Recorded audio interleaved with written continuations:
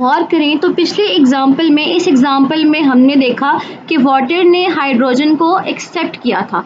ठीक है, यहाँ पे वाटर ने हाइड्रोजन को एक्सेप्ट किया है और इस एग्जाम्पल में वाटर ने हाइड्रोजन को डोनेट किया है। इसका मतलब कि वाटर एसिड की तरह कहीं बिहेव कर रहा है, कहीं ये बेस की तरह बिहेव कर रहा है। तो इसका मतलब ये है कि वाटर इज एम्फोटेरिक। यस, जो substances both as an acid and as a base react करें वो होते हैं एम्फोटेरिक सब्सटेंसेस।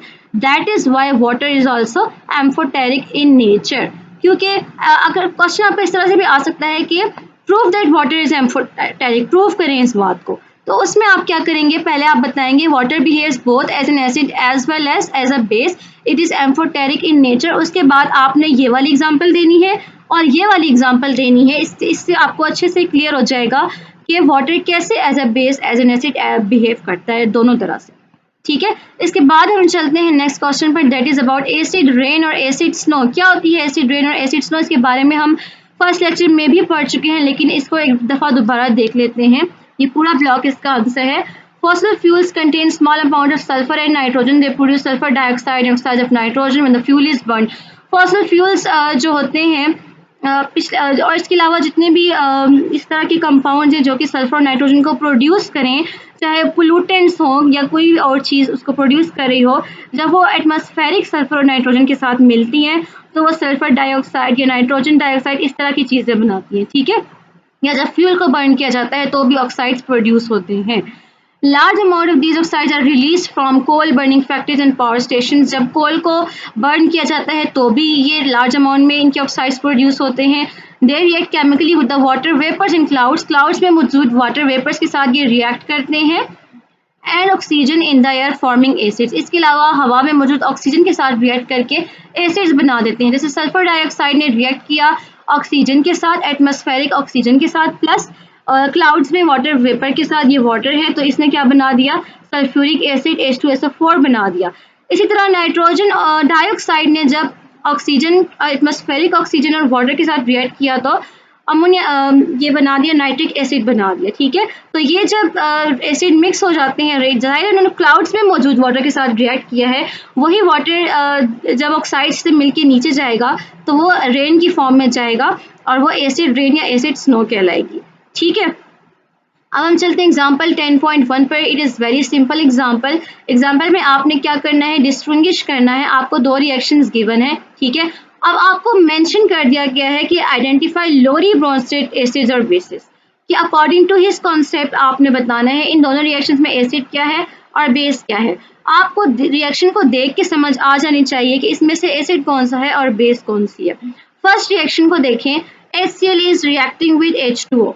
ठीक है, अब हुआ क्या, H3O बन गया और Cl माइनस अकेला रह गया। तो यहाँ से हमें बिल्कुल पता चल रहा है कि HCl ने अपना हाइड्रोजन डोनेट कर दिया है वाटर को। ये वही रिएक्शन है जो हम पीछे पढ़ चुके हैं। ठीक है, ये दोनों रिएक्शन हम पढ़ चुके हैं इन्हीं एग्जाम्पल्स में। इसको एक दफा दोबारा देख लेते हैं। Cl के अकेला होने का मतलब है कि ये अपना हाइड्रोजन डोनेट कर चुका है वाटर को और ये H2O से H3O बन गया।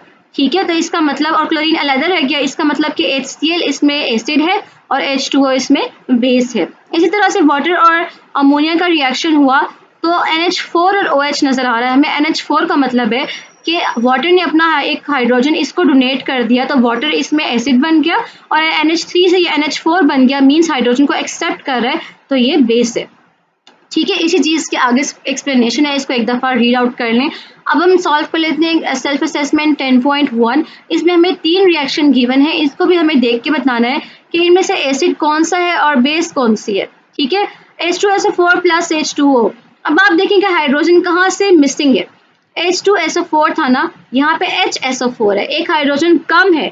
इसका मतलब सल्फ्यूरिक एसिड ना अपना एक हाइड्रोजन वाटर को डोनेट कर दिया है तो H2SO4 is an acid, sulphuric acid, और H2O इज बेस। ठीक है, क्योंकि उसने हाइड्रोजन क्या किया, एक्सेप्ट किया, H2O से H3O बन गया और पॉजिटिव आयन बन गया। एसिड हमेशा नेगेटिव आयन बनाएगा और बेस हमेशा पॉजिटिव आयन बनाएगी। इसी तरह से CH3COOH प्लस H2O, यहाँ से एक हाइड्रोजन मिसिंग है, CH3COO, this is acid with negative ion, and H2O से H3O बन गया, this is base with negative ion. ठीक है, इसी तरह से H2S प्लस NH3, इसने अपना एक हाइड्रोजन जो है वो इसको डोनेट कर दिया NH3 को, NH4 बन गई है, तो ये बेस है, और H2S जो है वो एसिड है। ठीक है, इसकी मजीद एक्सप्लेनेशन इसमें विद डिटेल गिवन है, आपने बस इसको इन द इंग्लिश फॉर्म लिख लेना है जिस तरह मैंने आपको समझाया है, बस उसी तरह से कि H2SO4 is donating a proton, so it is an acid, and H2O is accepting the proton, so it is base। बस इस तरह से आपने इसको एक्सप्लेन करना है, बाकी आपकी आसानी के लिए ये तीनों की तीनों यहाँ पर सॉल्व भी हैं। ठीक है, so students, this was all about today's lecture. आपने इसी पूरे टॉपिक को बहुत अच्छे तरीके से लर्न करना है, और इस टॉपिक में जितने भी मार्क क्वेश्चन हैं वो याद करने हैं जो मैंने मार्क करवाए हैं, प्लस जो एग्जाम्पल और सेल्फ असेसमेंट है उसकी आपने रफ कॉपी पर बहुत अच्छे तरीके से प्रैक्टिस करनी है। So you have to learn and practice the topic Bronsted Lowry concept of acids and bases. ठीक है स्टूडेंट्स, जो भी टॉपिक आपको दिया जाए आप उसको बहुत अच्छे तरीके से प्रिपेयर किया करें, और क्विज के बाद आई केम टू नो कि चैप्टर 1 आपका बहुत अच्छा अभी प्रिपेयर नहीं है, उसको आपने दोबारा अच्छे तरीके से स्टडी करना है। I will again take the quiz, और kindly behave like a responsible student. बाकी good luck and thank you for the next lecture and